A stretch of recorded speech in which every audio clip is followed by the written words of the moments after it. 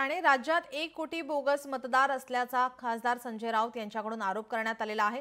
तर देशाचं लक्ष वेधण्यासाठी 1 नोव्हेंबरचा मोर्चा काढण्यात येतोय असंही संजय राऊत यांनी म्हटलं आहे। संजय राऊत यांची पत्रकार परिषद ही पार पडलेली आहे। 1 नोव्हेंबरला मोर्चा काढणार असल्याचं त्यांनी पुन्हा एकदा नमूद केलंय।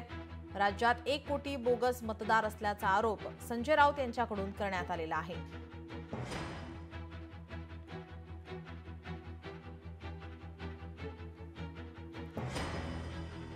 आजही महाराष्ट्रातल्या निवडणूक मतदार याद्यांमध्ये साधारण 96 लाख मतदार बोगस आहेत।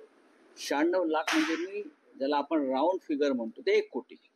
1 कोटी मतदार बोगस असणं म्हणजे निवडणुकीचा निकाल पूर्ण या बोगस मतदारांच्या हातामध्ये आहे।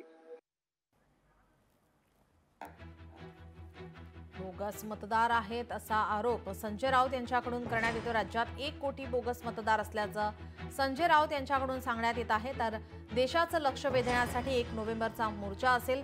निवडणूक आयोगाविरोधामध्ये हा मोर्चा काढण्यात येणार आहे। संजय राऊत यांनी या संदर्भात पुन्हा एकदा माहिती दिली आहे। पत्रकार परिषद संजय राऊत यांची पार पडलेली आहे।